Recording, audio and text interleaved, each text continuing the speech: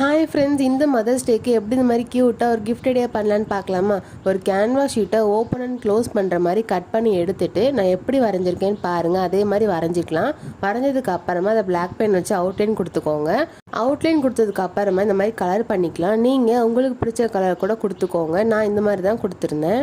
Colour பண்ணி முடிச்சதுக்கு அப்புறமா ஒரு ஸ்கேல் அண்ட் பென்சிலை வச்சு லைட்டாக மேலே கோடு போட்டுட்டு உங்களுக்கு எந்த மாதிரி குவாட்ஸ் எழுதணுமோ நீங்கள் எழுதிக்கலாம். நான் இந்த மாதிரி தான் எழுதியிருந்தேன்.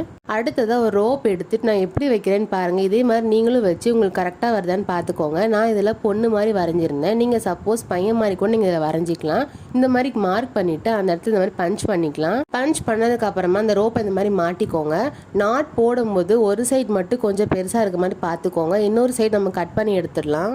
இப்போ உங்களுக்கு லாஸ்ட்டில் பார்க்க உங்களுக்கு இந்த மாதிரி தான் இருக்கும். இதுக்கப்புறம் நம்ம குட்டியாக ஒன்று பண்ணி வச்சுருக்கோம்ல, அது இந்த மாதிரி ரோப் மேலே ஒட்டிடலாம். மேலே ஒட்டினதுக்கு அப்புறமா உங்களுக்கு கீழே கொஞ்சோண்டு இந்த மாதிரி ரோப் இருக்கும்.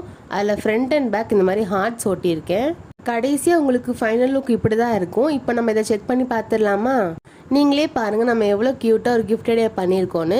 இதுக்கப்புறமா உள்ளே உங்களுக்கு ஓப்பன் பண்ணுற மாதிரி இருக்கும்ல, அது இந்த மாதிரி ஃபுல்லாக கம் வச்சு ஒட்டிடலாம். இந்த கிஃப்ட் ஐடியாவை நீங்களும் ட்ரை பண்ணி பார்த்துட்டு எப்படி வந்துச்சுன்னு கமெண்ட்டில் சொல்லுங்கள். இந்த வீடியோக்கு மறக்காமல் லைக் அண்ட் சப்ஸ்கிரைப் பண்ணிடுங்க. பாய்.